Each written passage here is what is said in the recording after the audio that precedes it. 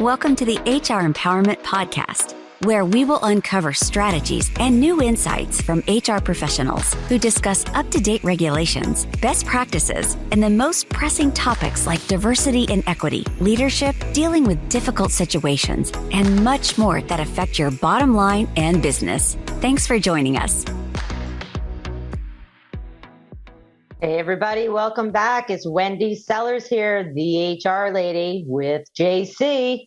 Wendy, it's a pleasure to be back. Thanks for having me around. Absolutely. We also have a special guest and an expert here, Nicole Griffin, who is an expert at developing best practices for fast growth companies. Welcome back, Nicole. Hi, thanks. It's a pleasure to be here. Thanks for having me back. Yeah, absolutely. Hey, in our last episode, you started getting into, training managers on, everything. And one of the things that you and I talked about getting ready for this session is ongoing feedback and not comparing it to a yearly review. I hate yearly reviews, by the way. I do too. You are an expert in the startup world. Do they even do once a year reviews? Excellent question. Not at first.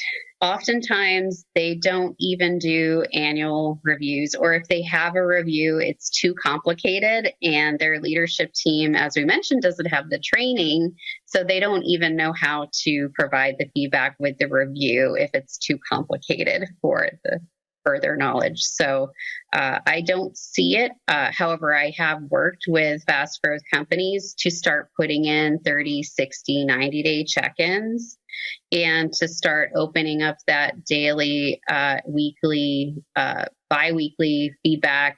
Managers oftentimes, I think, don't recognize that, hey, I need to have one-on-one feedback with my employees to open up that dialogue of communication. Oftentimes, employees and millennials and Gen Z, they may not come to you and ask for that feedback. So really opening up that dialogue of communication on a frequent basis. And by daily feedback, it could just be sending a text or a chat or an email checking in.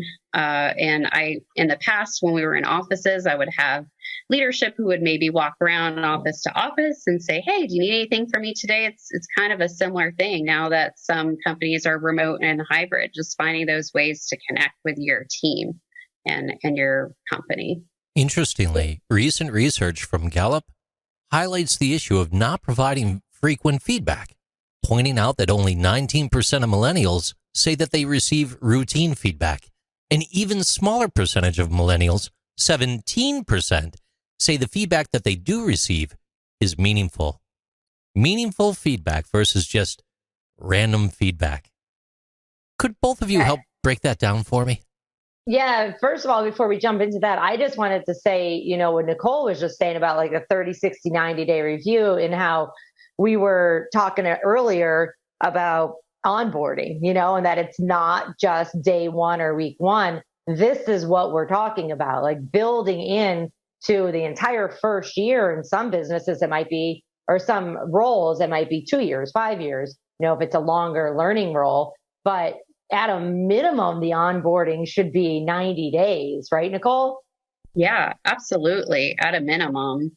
And opening up the feedback sessions, what I liked about some of the startups I work with is HR was there to kind of help be a mediator and be a neutral party between the manager and the employee in those first 30, 60, 90 days. So at least one team member from HR would be there to help deliver the areas of opportunity. So what maybe an employee needed to improve, but also what they were doing well. Hey, what do I need to keep doing, stop doing, and start doing?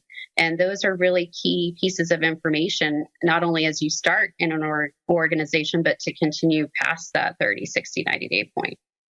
Yeah, completely agree. In fact, right before recording this session, just did a training for our platform here. So all of our listeners tune in for, performance reviews that are outdated. First of all, I say that using the term performance review is outdated. It should be just feedback or employee review. I firmly believe that, the review needs to not just be about performance. It needs to be about behavior as well. I don't know about you, Nicole, but with me, and usually how I get my new small clients that don't have HR, my phone rings all day, every day. 9 out of 10 calls is because of behavior. It's not because of performance.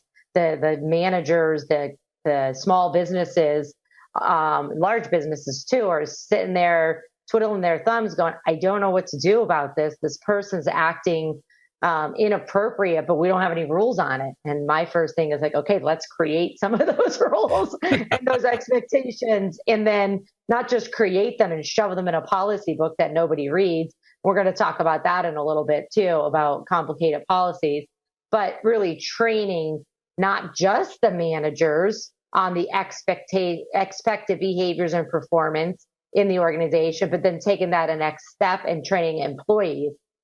Most of our organizations, employ adults, but that doesn't mean that the adults have been trained somewhere else what the appropriateness is of a behavior, because you could be the most educated person there is, but the last organization you worked at had different expectations than the one that you're working at now. Yeah, that's so true. And that also goes back to your culture and your values and your mission, and making sure that that's so clear to your leadership team, so that when they're working with employees on those behaviors, they can explain to them, hey, this is what you're doing well. This is how you're adhering to our values. And here's some areas where maybe you're not matching up with our company's values. And this is what's important to us as a company. I don't know about either of you, but to me, things get pretty busy during the week. And sometimes it's really helpful to make sure that we go ahead and schedule in advance that quick 15-minute touch point, even if it's just weekly. Interestingly, Gallup found that only 21% of millennials and 18% of non-millennials meet with their manager on a weekly basis. And also, engagement jumps when managers connect frequently with employees. The research found that regular daily feedback simply means that managers should send a text or an instant message, make a quick phone call, or drop by an employee's desk, unless maybe it's at their house, right? For a few minutes and touch base and see how they're doing. That right there, that part of the research from Gallup, it definitely plays into the evolution of the workplace, how we see the Agile Development Module panning out. Let it be in the form of business or IT development, or just an agile approach to HR, having your briefly touch points every morning. How do you feel about talking to someone every day? Is that going too far? No, not at all. I mean, and there's the end of the episode. Thanks for tuning in. It really is. It really is. If you're a manager, a supervisor, a team lead, you should be in touch with your employees all the time. Sure, the employee may think it's annoying, so you need to maybe shorten that and say, hey, just checking in. How's the project going? Do you need anything from me? And these conversations get easier. They really do get easier. In the beginning, the employee may be like, yo, what's going on here? And shut down. But then when you're doing it to everybody and it becomes the culture and the norm, then they know, okay, I got to check in with my manager today, or my manager is going to check in with me. And for those that are listening today that are not managers or HR, guess what? You can do the reverse, and you can learn to manage up. And I know it's annoying and I know it's frustrating, but none of us are perfect. With that said, we're going to take a break here and come right back with more on fast growth companies. Thank you for joining the HR Empowerment Podcast, brought to you by Aurora Training Advantage. We hope you've gained new insight and strategies to navigate the HR profession. We look forward to you joining us again on the HR Empowerment Podcast.